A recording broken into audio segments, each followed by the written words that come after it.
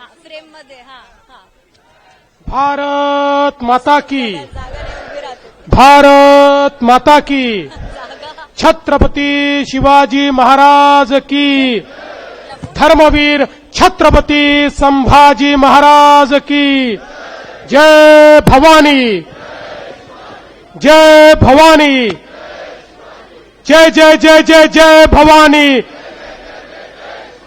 जय जय जय जय जय शिवाजी, जय जय जय जय जय शिवाजी. हिंदवी स्वराज्याचे सरसंस्थापक छत्रपती शिवरायांना मानाचा मुजरा करतो. भारतीय राज्यघटनेचे शिल्पकार भारतरत्न डॉक्टर बाबासाहेब आंबेडकर यांना मानवंदना अर्पित करतो. आजच्या या आपल्या सभेमध्ये मंचावर उपस्थित असलेले नागपूर महानगर भाजपचे अध्यक्ष पूर्व महापौर दयाशंकर तिवारीजी, दक्षिण नागपूरचे लोकप्रिय आमदार मोहन मतेजी, पूर्व नागपूरचे लोकप्रिय आमदार कृष्णा खोपळेजी, या ठिकाणी मंचावर उपस्थित सन्माननीय संजय ठाकरेजी, देवेंद्र दस्तुरेजी, विजय आसोलेजी, भोजराज डुंबेजी, आपले उमेदवार श्री पिंटू झलके, सौ नीता ठाकरे, सौ नंदाताई येवले, श्री किरण दातीर, आपल्या प्रभाग 27 मध्ये सौ दिव्या धुर्डे, पिंटू गिरे, निलेश गायधने, रजनी वानखेडे, प्रभाग 29 मध्ये अजय बोढारे, योगेश मडावी, लीना हातीबेड आणि ज्योती देवघरे, प्रभाग 30 मध्ये शिवसेनेच्या चिन्हावर असलेल्या स्नेहलताई बिहाडे, अजय खळदकर, चंदन नागरे, पायल कुंदलवार, त्याचप्रमाणे प्रभाग 31 मध्ये सौ मानसी शिमले, गणेश चर्लेवार, चंद्रकांत खंगार, सौ मंगला म्हस्के, प्रभाग 32 मध्ये रितेश पांडे, राम कुंभलकर, सौ रुपाली ठाकूर, त्याचप्रमाणे सौ तन्वी तरुणकर, या ठिकाणी प्रभाग 33 मध्ये आकाश भेदे, भारती बुंदे, विशाखाताई बांते, अंकित चौधरी, प्रभाग 34 मध्ये मंगलाताई खेकरे, नागेश मानकर, बाबाराव तायडे, मनीषाताई नगरधनकर, या ठिकाणी मी माफी मागतो, कृपाल तुमाने साहेबांचं नाव सुटलं. आपले आमदार कृपाल तुमानेजी, माजी आमदार गाणार सर आणि या ठिकाणी उपस्थित सर्व माता भगिनी आणि बंधूंनो, आपल्या सर्वांना कल्पना आहे की नागपूर महानगरपालिकेची निवडणूक ही 15 तारखेला होते. नागपूर शहर ज्या प्रकारे गेल्या 10 वर्षामध्ये विकसित झालं ते आपण सगळ्यांनी बघितलं. नुकताच एका आंतरराष्ट्रीय एजन्सीने एक सर्व्हे त्या ठिकाणी प्रकाशित केला आणि त्यामध्ये 2030 मध्ये भारतातील सर्वाधिक वेगाने विकसित होणारी शहरं ही कुठली असतील अशा पद्धतीनं त्यांनी हा सर्व्हे केला आणि त्यात पहिल्या 10 मध्ये नाही, पहिल्या 5 मध्ये नागपूर शहराचं त्यांनी नाव दिलंय. आपले नेते माननीय नितीन गडकरीजी यांच्या नेतृत्वात ज्या प्रकारे 10 वर्षामध्ये या शहराचा चेहरा आपण बदलला, माननीय मोदीजींच्या नेतृत्वात ज्या प्रकारे केंद्र सरकार आणि राज्य सरकारच्या माध्यमातून या शहरामध्ये वेगवेगळ्या प्रकारच्या योजना आपण राबवल्यात. आज लोक ज्यावेळी नागपूर शहरामध्ये येतात त्यावेळी ते आश्चर्यचकित होतात, इतक्या मोठ्या प्रमाणात या ठिकाणी इन्फ्रास्ट्रक्चर तयार कसं झालं.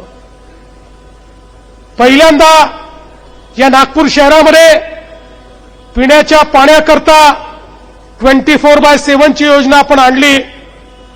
मोठ्या प्रमाणात पाण्याच्या टाक्या बांधल्या, मोठ्या प्रमाणात आपण लाईन टाकली.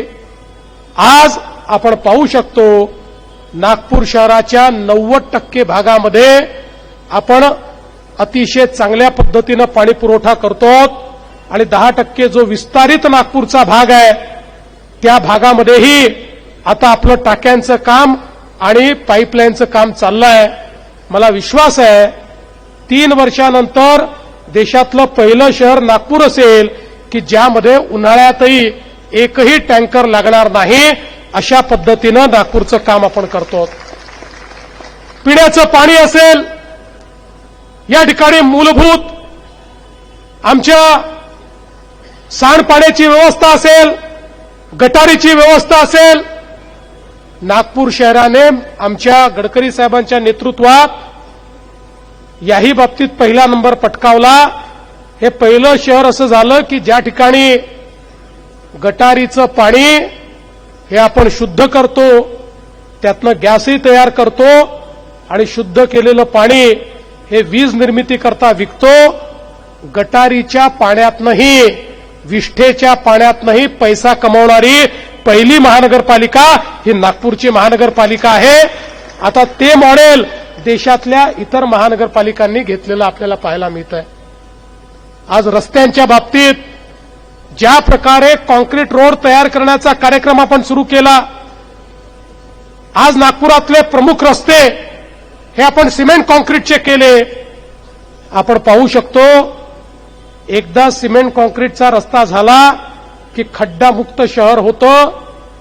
दरवर्षी तेच ते रस्ते करायचे, त्याच्यावर खड्डे पाडायचे. हा धंदा आता पूर्णपणे बंद झालाय आणि नागपूर शहरामध्ये हजारो कोटी रुपये आपण त्या ठिकाणी खर्च करून सिमेंट कॉन्क्रीटचे रस्ते तयार केले आहेत. त्यामुळे नागपूर शहराचा चेहरा हा बदललेला आपल्याला पाहायला मिळतो. आज आपण पाहू शकतो दळणवळणाच्या दृष्टीनं एखाद्या मेट्रो शहरामध्ये, नागपूरसारखी लोकसंख्या असलेल्या शहरामध्ये आपण जाऊन बघा, तिथे ट्रॅफिकच पुढे जात नाही. पण नागपूरमध्ये माननीय गडकरी साहेबांच्या नेतृत्वात केंद्र सरकार, राज्य सरकार मिळून इतक्या मोठ्या प्रमाणात आपण फ्लायओव्हरचं जाळं तयार केलं की आज नागपूर शहरामध्ये ट्रॅफिक हा मेट्रो सिटीमध्ये सगळ्यात वेगानं धावतो. आणि हे सगळे फ्लायओव्हर पूर्ण झाल्यानंतर पुढचे 10, 15, 20, 25 वर्ष नागपूरला त्या ठिकाणी ट्रॅफिकची समस्या भेडसावणार नाही, अशा पद्धतीनं काम केलंय. त्यामुळे इन्फ्रास्ट्रक्चरचा विचार केला तर या ठिकाणची उद्यानं, या ठिकाणी खेळाची मैदानं, या ठिकाणचं तलाव संवर्धन, मग तो शुक्रवारी तलाव असो, सक्करदरा तलाव असो, सोनेगावचा तलाव असो, फुटाळ्याचा तलाव असो, पलीकडे आपल्या अगदी मध्य नागपूरमधला तलाव असो, या प्रत्येक तलावाला त्या ठिकाणी त्याचं संवर्धन करून आणि आज त्या तलावाला पुनरुज्जीवित करायचं आणि त्याला एका व्हायब्रंट वॉटर बॉडीमध्ये कन्व्हर्ट करायचं, अशा पद्धतीचं काम या नागपूर शहरामध्ये आपण केलं. आपण बघा नागपूरमध्ये मेट्रो आली. नागपूरची मेट्रो ज्यावेळेस तयार करायची होती, मी एक नवीन कंपनी तयार केली नागपूर मेट्रो नावाची, आणि देशामध्ये फास्टेस्ट, सर्वात वेगानं तयार झालेली मेट्रो ही नागपूरची मेट्रो आहे. आज त्या कंपनीला आपण इतर ठिकाणची कामं देतो, पुण्याचं कामही ती करते. आता तिचं नाव महामेट्रो आम्ही केलेलं आहे आणि त्याचा पहिला टप्पा झाला, दुसरा टप्पा झाला. मोहन भाऊ नेहमी तक्रार करतात, आमच्या दक्षिण नागपुरात जरा मेट्रो कमी आली आहे, तिसरा टप्पा तुमच्याकरताच करणार आहे, काय काळजी करू नका. कारण आमचे कृष्णाभाऊ हुशार आहेत, काही असलं का ते घेऊनच जातात. पण मला आनंद आहे, आपले आमदार हे विकासाकरता ज्या प्रकारे काम करतायत, कृष्णाभाऊ असतील, मोहनभाऊ असतील, यांचं मनापासून मी अभिनंदन करतो की सातत्याने पाठपुरावा करून कृष्णा भाऊनी तर कामच शिल्लक नाही ठेवलं. आता पुढच्या वेळेस कराल काय कृष्णा भाऊ? लोक म्हणतील रिटायरमेंट घेऊन घ्या, तुम्ही काही कामच ठेवलं नाही. पण मला आनंद आहे की खूप मोठ्या प्रमाणात ही सगळी कामं या ठिकाणी झाली. आज आपण बघा, आपलं मेडिकल कॉलेज, मेयो हॉस्पिटल, जे गरिबाचं हॉस्पिटल आहे, इतके 100 वर्ष जुनं, या मेडिकल कॉलेजला 700 कोटी रुपये आपण त्या ठिकाणी दिले. आज मेडिकल कॉलेजचं बदललेलं चित्र आपण पाहू शकतो. त्या ठिकाणी एखाद्या प्रायव्हेट हॉस्पिटलसारखी सोय आपण उभी केली आहे. तुम्ही जर मेडिकल कॉलेजच्या ओटी जाऊन बघितल्या, ऑपरेशन थिएटर जाऊन बघितले, 2, 3, 4 वर्षापूर्वी ते ऑपरेशन थिएटर म्हणजे इथे आत गेलेला जिवंत बाहेर येईल का असाच प्रश्न पडायचा, असे ऑपरेशन थिएटर होते. आता देशातले सगळ्यात आधुनिक ऑपरेशन थिएटर हे मेडिकलमध्ये आपण तयार केले आहेत, मेयोमध्ये आपण तयार केलेले आहेत. आधुनिक मशिनरी त्या ठिकाणी आणली आहे. 200 बेडचं कॅन्सर हॉस्पिटल आपण तयार करतो. नागपूरकरातल्या जो सामान्यातला सामान्य नागपूरकर आहे, गरीबातला गरीब नागपूरकर आहे, त्याच्याकरता देखील आरोग्याची व्यवस्था चांगली झाली पाहिजे, हा आपला प्रयत्न आहे. आपल्याला कल्पना आहे, महाराष्ट्र सरकारच्या वतीनं देखील महात्मा फुले जनआरोग्य योजना आपण सुरू केली. आता या योजनेमध्ये सगळ्यांना आपण कव्हर केलाय. तुमच्याकडे कुठलंही रेशन कार्ड असू द्या तरी देखील त्यात 5 लाखापर्यंतचा इलाज आपण मोफत करतोय. आणि आता तर असा निर्णय घेतलाय, 9 बिमाऱ्यांमध्ये, 9 आजारांमध्ये, 9 ऑपरेशनमध्ये 5 लाखापासून 35 लाखापर्यंतचा इलाज हा मी मोफत करतो आहे. गरीबाला आता चिंता करण्याची आवश्यकता नाही. अशा पद्धतीनं हे सगळं कार्य या ठिकाणी चाललेलं आहे. आणि यासोबत आपल्याला माहिती आहे, मोठ्या मोठ्या आपण इन्स्टिट्यूशन्स या ठिकाणी आणल्या. एम्स असेल, IIM असेल, IIIT असेल. आमचे कृष्णाभाऊ सिम्बायोसिस तिकडे घेऊन गेले पूर्व नागपूरमध्ये. त्या ठिकाणी आता नरसिंह मुंजी होते. वेगवेगळ्या प्रकारच्या या इन्स्टिट्यूशन्स, ज्या इन्स्टिट्यूशनमध्ये प्रवेश मिळावा म्हणून आमच्या नागपूरचे विद्यार्थी मुंबई पुण्याच्या चक्रा मारायचे, दिल्लीच्या चक्रा मारायचे, त्या सगळ्या इन्स्टिट्यूशन आज नागपूरला आल्या.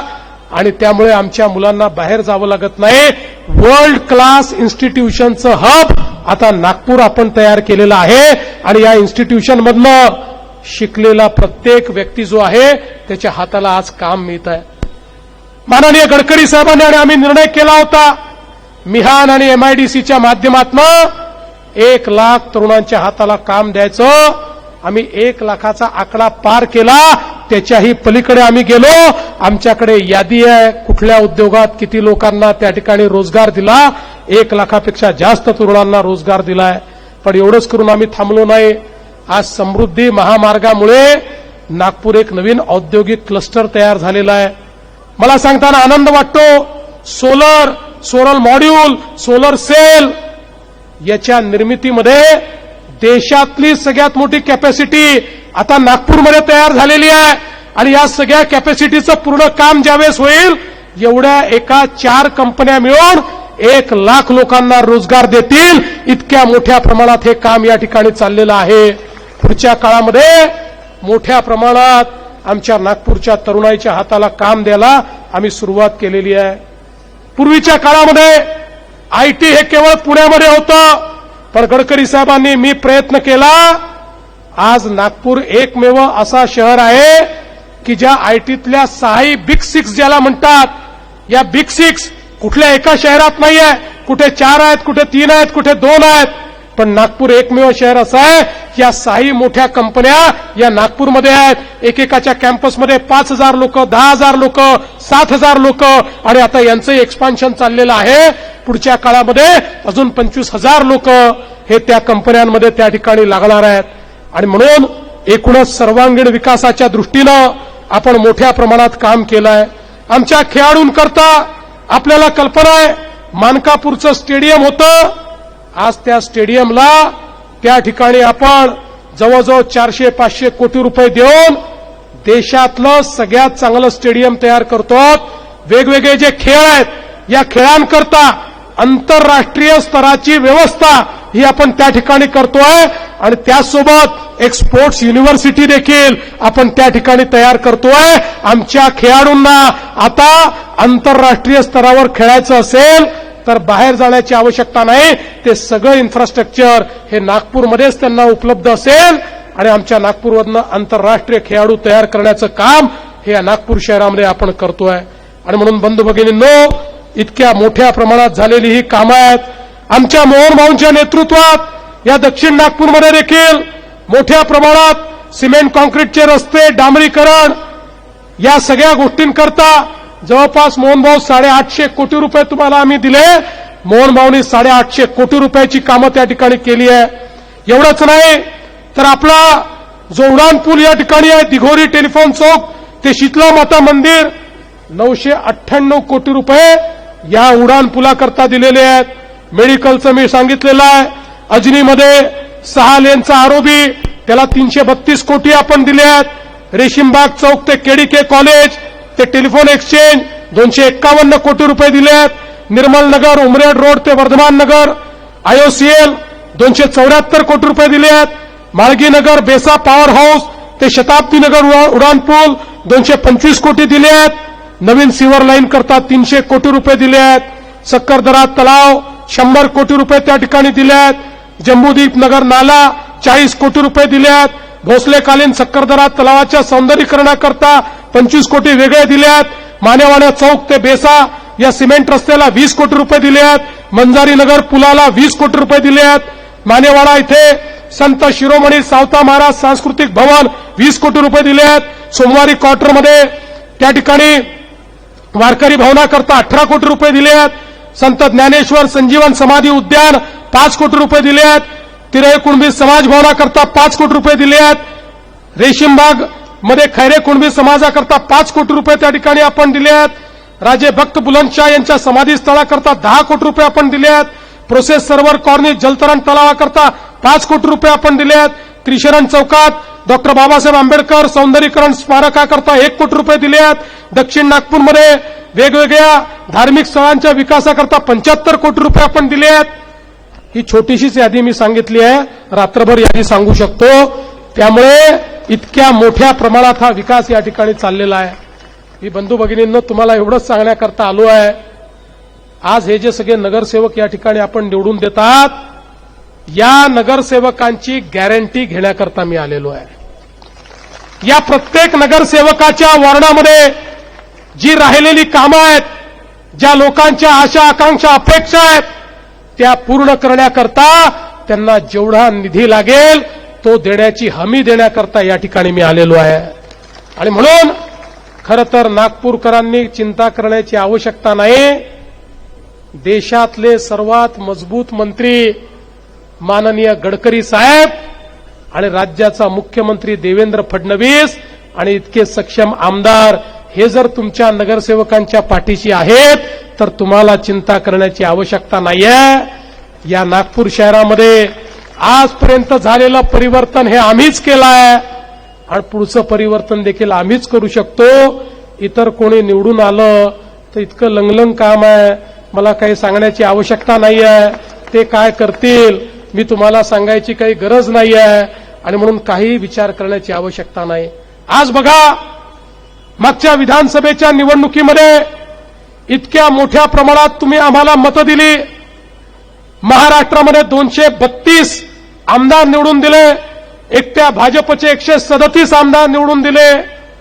काही लोक म्हणायला लागले, आता यांना इतके आमदार मिळाले, आता यांना कोणाची गरज नाही, आता हे पहिलं काम करतील, लाडकी बहीण योजना बंद करतील.